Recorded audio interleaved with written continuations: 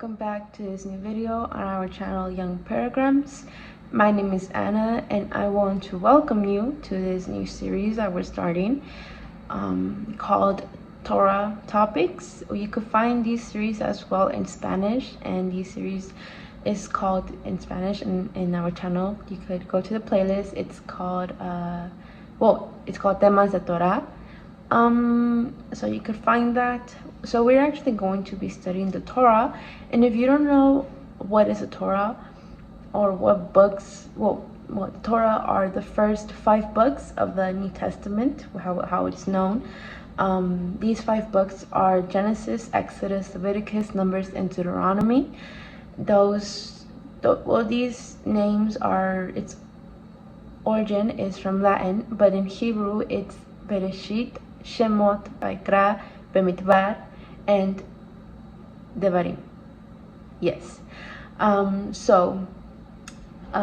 These videos are not going to be verse by verse, although they are going to be more like important topics about each chapter of each book. For example, we're going to start with Genesis. Today's video is actually going to be Genesis, book of Genesis, chapter 1, which talks about the creation. And for example, this video is going to be creation versus evolution. It's titled like that. It's the topic because since chapter 1 is talking about the creation, there is these 2 theories, which is creation versus evolution. So that's how it's going to be. For example, chapter 2 is going to talk about Shabbat was made for men.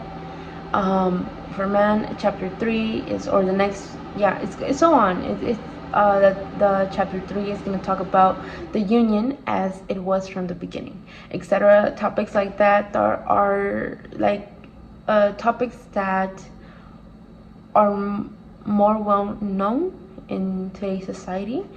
Like for example, like Shabbat was made for men. This topic is very it's known, but yeah, it's known a lot in a lot of religions and not non-religious people. So yeah, we're gonna be doing, that's how our videos are going to be. That's what we're gonna be talking about in our videos. So with that, I want to start with a introduction about the Torah. Why was the Torah given? How does the Torah help us in our life? In our life. What is the meaning of the book Genesis? Although, how I've said before, it's Bereshit.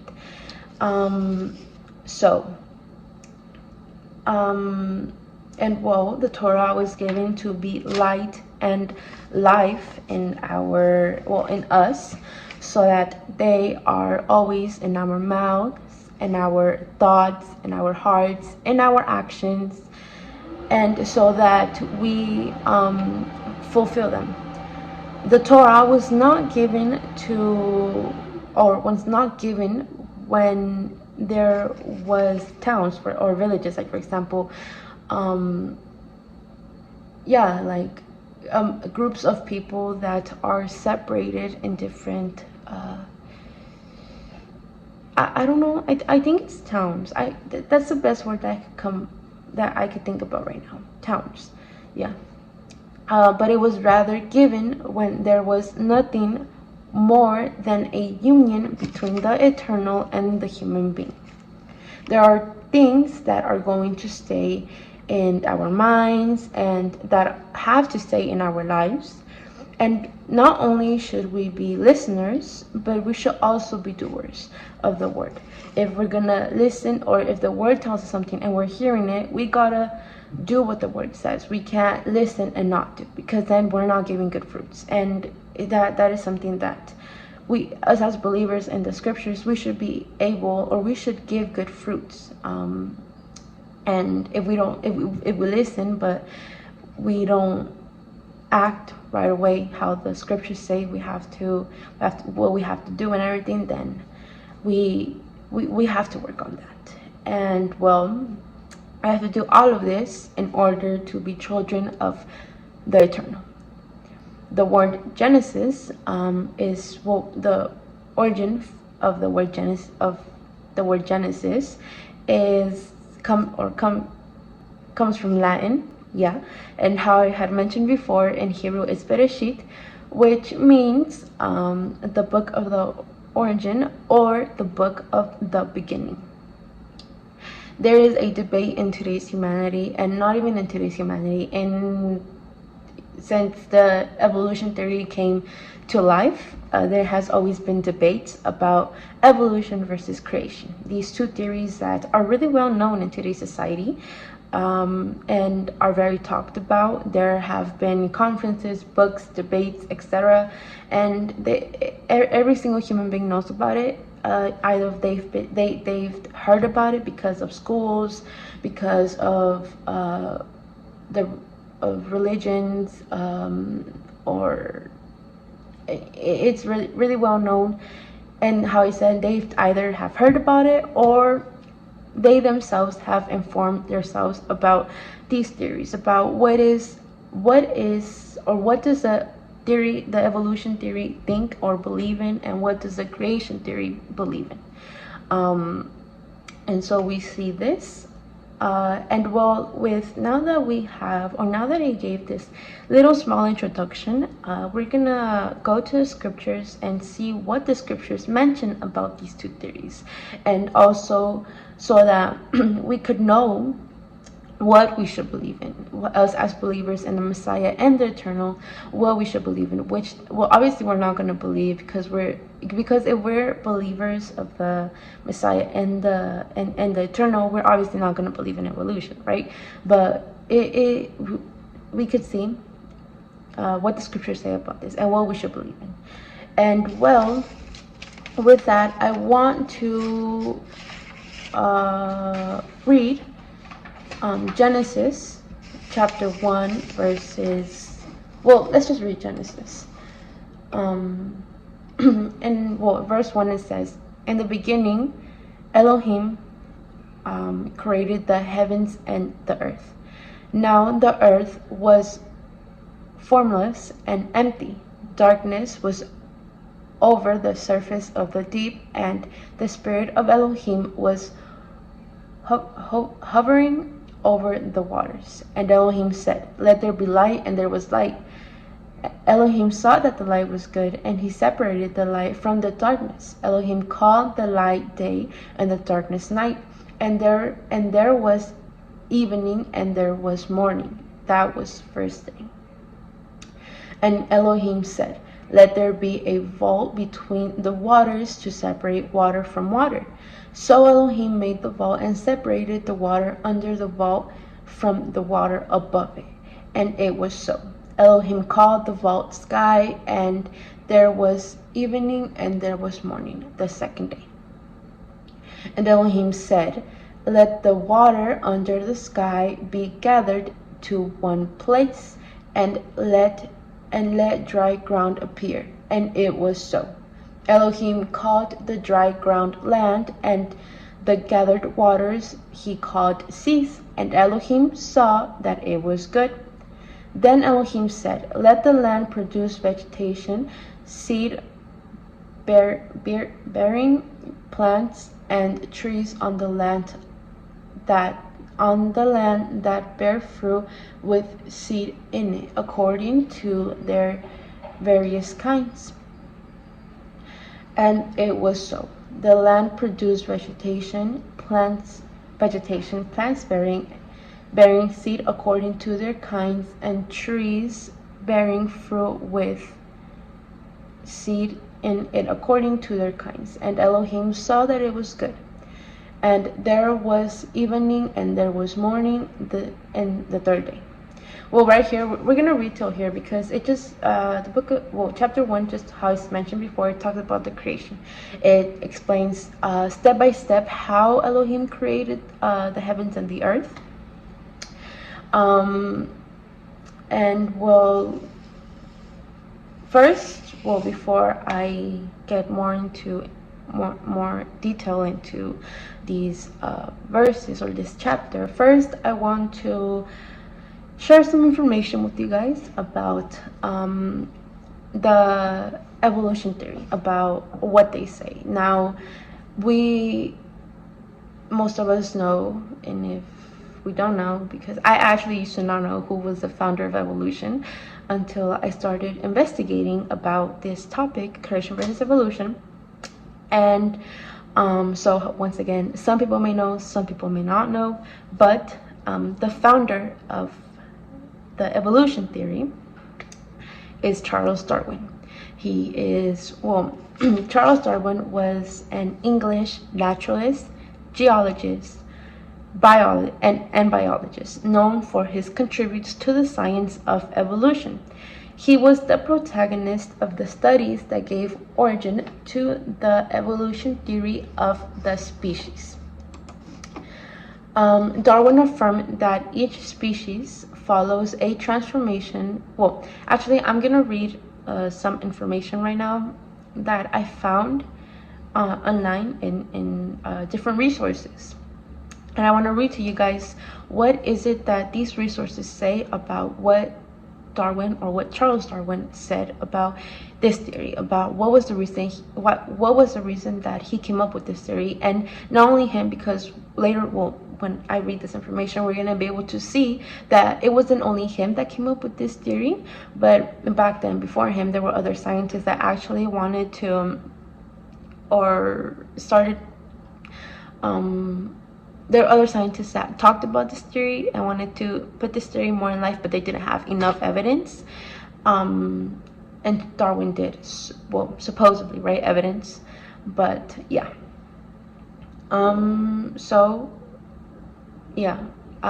gonna read this information, and it says that Darwin affirmed that each species follows a transformation process that is done through natural selection, where some races are maintained over the years as a result of the struggle for the conservation of life.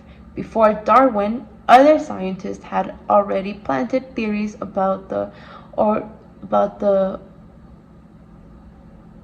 origin of the species. One of these scientists was Jean-Baptiste Lamarck, who was one of these scientists who I had mentioned before, and he was actually a French naturalist, biologist, soldier, and academic. It says here that he presented a study that affirms that human living beings originated from an evolution of the most primitive beings. In his studies, he mentioned that the bodies of living beings evolved according to the use of the same. Thus, the organs that were most used developed, while the least used would be atrophied. That is, the survival of the organs would come from their practice. Darwin developed his theories based on Lamarck's claims, since there were no records of scientific verification of his claims. At the time, Darwin published a book called The Origin of Species, gathering information collected over years by traveling and analyzing the behavior of species. Darwin argued that all life is related and descends from a common ancestor. The general theory of the naturalist presupposes the development of life through descent by codification. Thereby, complex creatures evolve from similar ancestors naturally over time. Natural selection results from the confluence of ecological and hereditary conditions. Oftentimes, the circumstances in which these conditions apply are of direct relevance to human health, This natural selection is considered as the main mechanism of evolutionary change of the species, and the process by which species evolved from adaptation characteristics. According to Darwinism, the long neck of the giraffe is thanks to some strange or unknown cause. Some individuals of these species were born with longer necks than others, and during the time when there wasn't enough food, only the giraffe survived because they would reach because of their long necks. They would reach, or they would manage to reach, the highest leaves on the earth. Oh, not on the earth, on the trees, therefore managing to transmit that genetic information to their descendants. Under the influence of random genetic mutations, the change in the genetic code alteration of an organism occurs. From this point on, beneficial mutations are preserved because they help in survival and are passed on to the next generation. So right here we see about what Darwin thought about the evolution of the species, the origin of the species, about how one little species becomes into another species and another species, and so on and so forth. And we saw that. We saw where, I guess we could say, his how he gathered all his information because of traveling and analyzing the species or the behavior of these species. And so we see that. And now that we have that, now that I just mentioned the evolution theory information, well, and also that we have the evolution theory information, and that we read the chapter 1 of Genesis, although not everything, but some of it. What we could first see is that Elohim created the heavens and the earth through the principle, who is Yeshua. All of this was done through Yeshua. We don't read here that because of an accident he created himself and he created the human being. No, we don't see that. We see that he created everything in order, piece by piece. And this is how we as believers, this is how we should live, no? Because we have to live with instruction, with order. We can't live like, for example, a lot of people in today's world, a lot of youth especially, that don't have order in their life, that don't have instruction. They do things because they want to do them, because they wake up one day and they're like, oh, I want to do this, oh, I want to try this. And it's okay to be creative, but sometimes creativity can take us to really bad decisions. And that's why we have to be very careful on what we're curious to try, on what we are curious to do. How we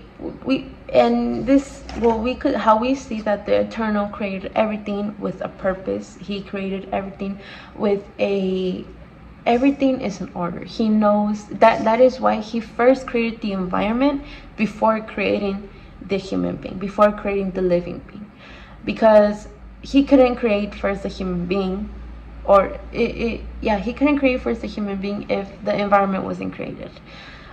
Because as we could read in the beginning, like everything was a mess. Everything was darkness. It was. Here, let's go to verse 1. Verse 2. It says, "Now the earth was formless and empty. Darkness was over the surface of the deep, and the Ruah, the spirit of Elohim, was hovering over the waters." So we could see here that the earth was formless. It did not have a shape. It was empty. There was nothing in it. It was, I guess we could say, a big mess. So we see that, and that is why the human being couldn't be created first, right? So we see that the eternal, or the Elohim here, created everything with the purpose and created everything with the order, and that is how we should live. How I was saying we should live, we have to live with rules, because there are a lot of people that say that the human being doesn't have to live with rules, that we could do whatever we want and we don't have to live with rules, right? But we actually do have to live with rules. Why? Because we've seen, or in my cases, or the cases I've seen a lot of cases where a lot of people don't like living with rules, and they like living their life like free and free supposedly and everything, and they have consequences, right? Because they disobey, and due to their disobedience, it has consequences, and sometimes these consequences are death, sometimes these consequences are really bad injuries, sometimes these consequences are losing other people. There are a lot of consequences that are very hurtful to one human being, and it's really sad to see these type of, or to know, or yeah, to know, so because some of I don't know, some of our loved ones could, or the people like our family members, our neighbors, and all these type of people, we could see that they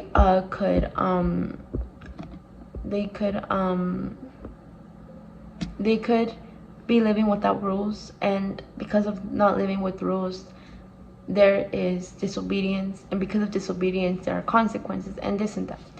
And what we see here, that there has to be rules in our lives. It's not only in the way we live, and well, actually, these rules we could find them, or these instructions, these commandments, we can find them in the Torah. We could find them in the scriptures, the whole scriptures, from Genesis to Apocalypse. We could see that there are a lot of instructions, a lot of it tells us how we have to act, how we have to live our life, how we have to be walking, and this could help us in order for us to walk in obedience during our pilgrimage. This helps us walk in obedience, so that the day when the Messiah is gonna come, and it's gonna gather the true believers, and then the world is going to be judged. This is going to help us, for us not to be judged with the world, but to be saved from this world that is very loud, from this world that doesn't obey, from this world that disobeys and everything. We don't be judged along with them. So we see this now. Not only do we see rules about how we should live, but we also see rules about the way we should eat, the way what is good to eat, what is allowed to eat, and what is not allowed to eat. For example, the kosher. Us as believers, we should be able to, or we should eat kosher. We cannot eat non-kosher, like animals. We can't eat animals that aren't kosher. Why? Because they are dirty animals. Because they are animals that are dirty in the way, or that aren't okay in the way they eat, and aren't okay in the way they live. Sorry. And that is how we cannot live, because everything we do, everything we hear, everything we talk about, every action, every word, everything reflects on how we live our life, reflects on what we believe, and reflects on how we believe. Yeah, because for example, if you get a believer in the Messiah, a believer in the eternal, and a believer in the scriptures, if you get a person and you talk to them, you're gonna see the difference in the way they talk and the way they think. It's different from a person from the world, outside in the world, that gets involved with all these things that the nation do, that is like a little blind person walking in the world, not knowing what they're doing, not knowing that what they're doing is wrong. Or sometimes, in a lot of cases, a lot of people don't know what they're doing that's wrong, and they still do it. And if you get a person from their mindset, the way they talk is going to be really different from the way that a believer talks, from a way that a believer expresses themselves, from a way that a believer thinks.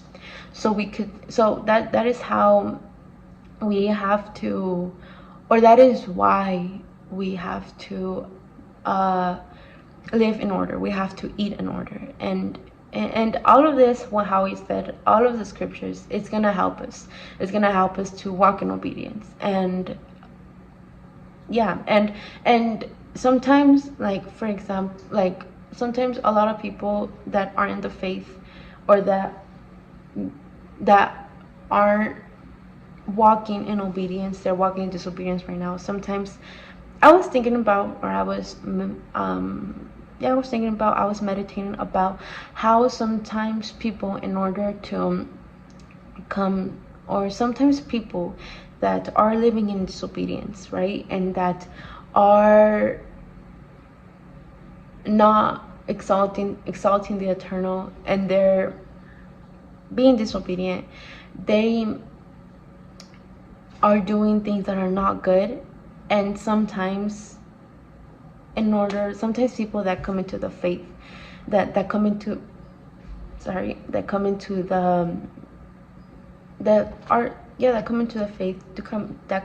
the knowledge of the scriptures, that I guess that's how we call it, that come into this path. A lot of these people have to fall, they have to trip, and they have to hurt themselves really bad. They have to make their body to not please their body, in order for them to exalt the eternal, in order for them. And sometimes it's not even the people that come to this path. Sometimes it's not them, it also could be us.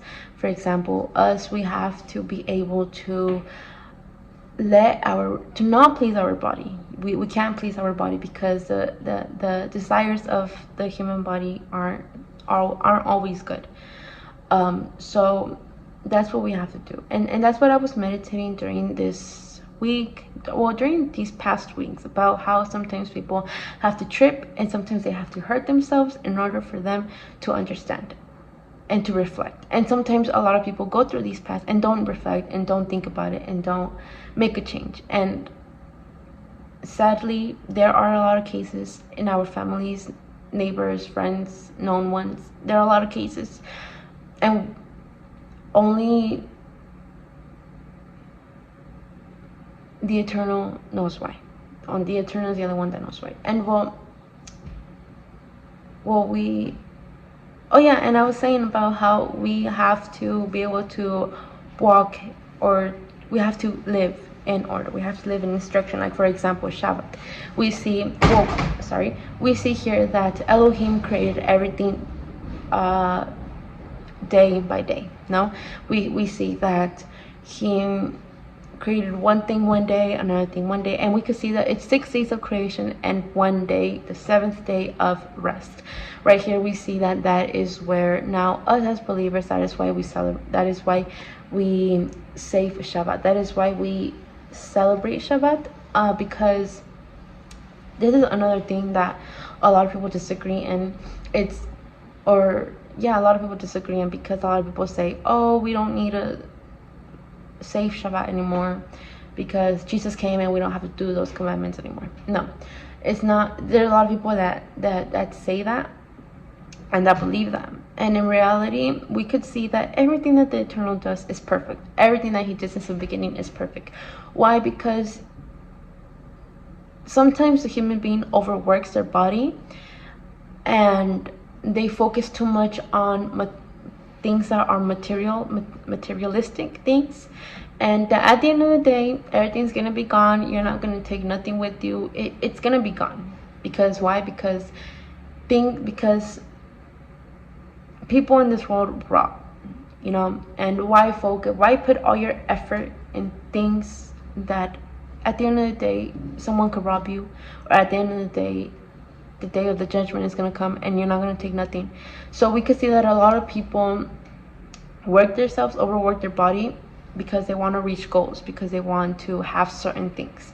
And we could see that the Eternal over here worked 6 days and rested one day, the seventh day. So we could see about how it's very important for us human beings, or for in general, for the human beings, it's very important to one day take a rest, not worry about nothing, don't worry, just take a rest. And we could, and us as believers, we could rest and we could study the scriptures, we could study the Bible, we could meditate in things, we could just take a rest, because how he said a lot of people work the body, and that is why a lot of people say that they don't have to rest, that everything's gonna be fine. And that is why there are deaths that are caused because of tiredness, that are caused because of overworking our body. And that is why we have to be able to have, how he said, and I'm repeating myself too much already, but that is why we have to live our lives in order, live our lives in instruction, the way the Eternal created everything, with instruction. He created everything in order. Everything that he created is perfect. And well, that is what we see here. And how I said, at the end of the day, the scriptures say that he is the same as yesterday, as today, and as always. He is always going to be the same. He is never going to change. He's never going to be a different he's always going to be the same.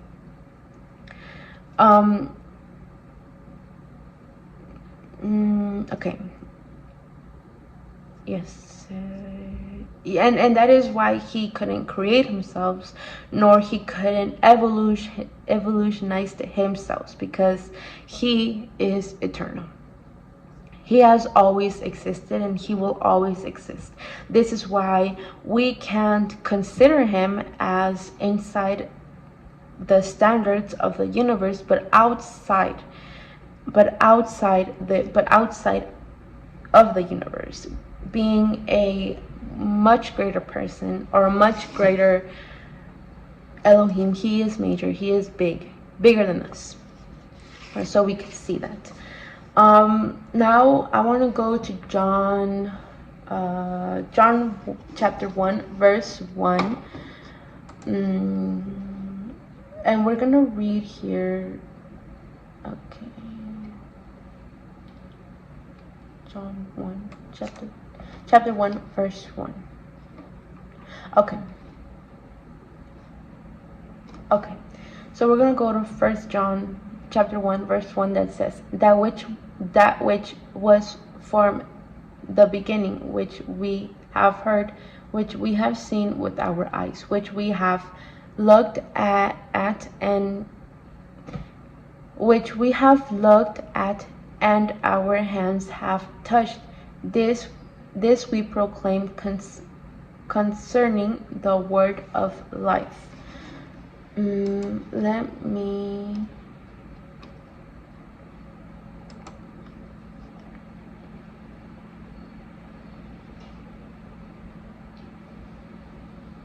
okay, yeah, that is the one. Okay, so we're gonna, now that we read John, I'm gonna read John 1 again, First John chapter 1 again, and then after I read this, we're gonna go to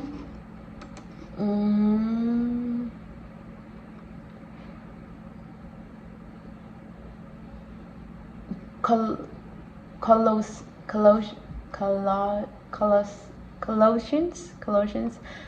I'm sorry, I've really never read names of the Bible in English. Usually I read them in Spanish, but Colossians, there we go. Colossians, we're gonna go to Colossians 1:16. But before that, we're gonna read John 1 verse 1, that says, that which was from the beginning, which we have heard, which we have seen with our eyes, which we have looked at, and our hands have touched. This we proclaim concerning the word of the life. Then we're gonna go to Colossians 1 verse 16. That says, for in him all things were created, things in heaven and on earth, visible and invisible, whether thrones or powers or rules or authorities. All things have been created through him and for him. So in these verses reassures us that Yeshua was with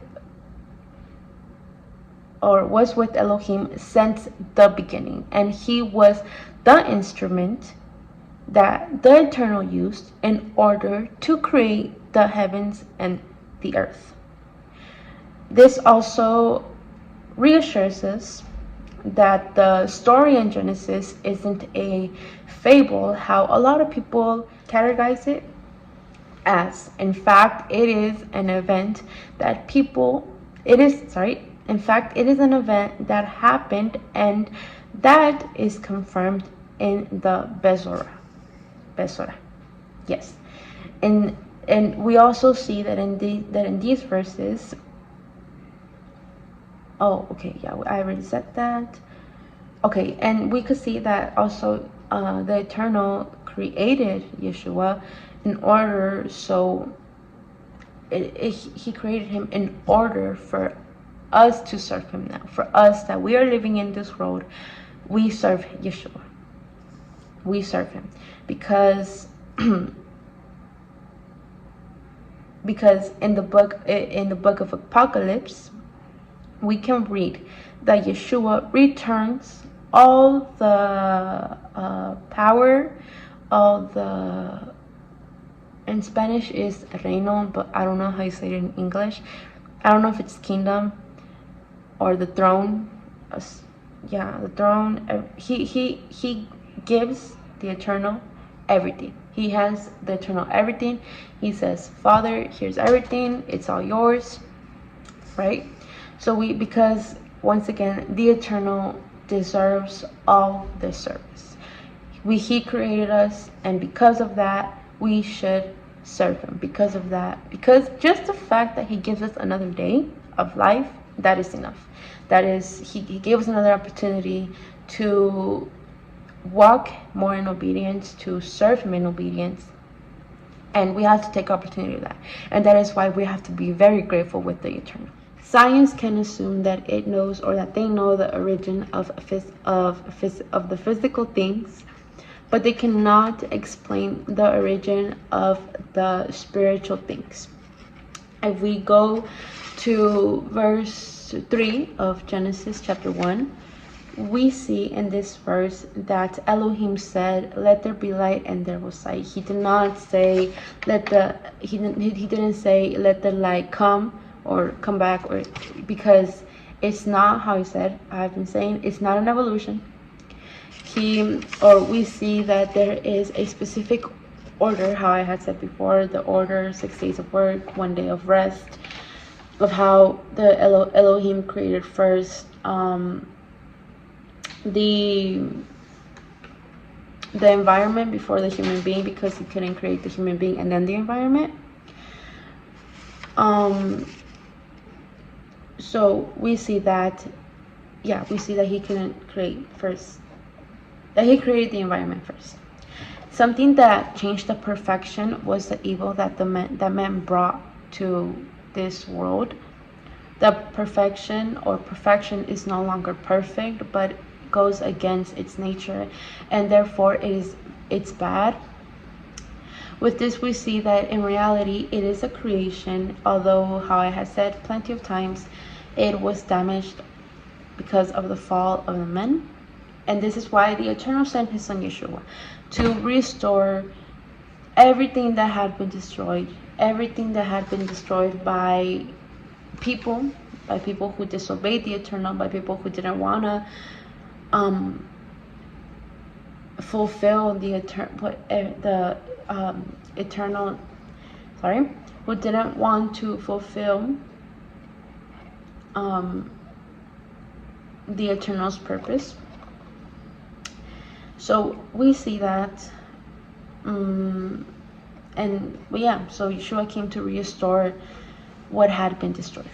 Evolution tries to harm the human being by wanting to have more power to be beyond the eternal, to have more power than the eternal, to have more knowledge than the eternal over those things that the human being, that they do not understand and that are against the Creator. The scriptures say that what is the purpose of taking other points of references if the person or if the Elohim in who we believe in, and if we ignore his word of life, who is Yeshua, and his testimony is written in the teachings of his emissaries and in the Brit Hadashah. The Brit Hadashah is the New Testament, and this is why we have to be firm in our Creator, because he is good, because he is perfect, because he is well organized through the scriptures, because it is through the scriptures and through his explanation. And his explanation goes much further than human beings can understand, because he makes, how he said, his perfection of creation very clear.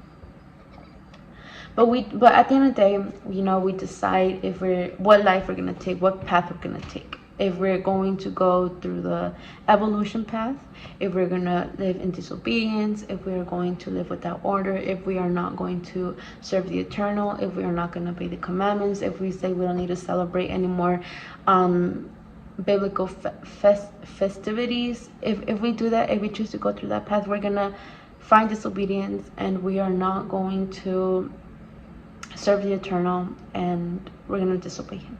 But on the contrary, if we decide to go through, or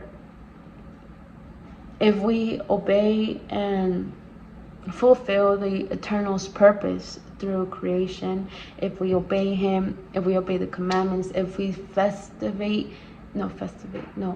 we celebrate the festivities, the holy or the biblical festivities that the eternal gives us on Leviticus 23, and every single commandment that he had given us on the Torah, then we are going to obey him. We're going to fulfill the eternal's purpose through creation, and then we will see something greater than an accidental question that is posed by the system, that the system wants the human beings to now believe that evolution is true, and that at the end of the day, a creator didn't create this world, because they say, how can a creator create something when a lot of people say that a creator cannot create something if they were not created first.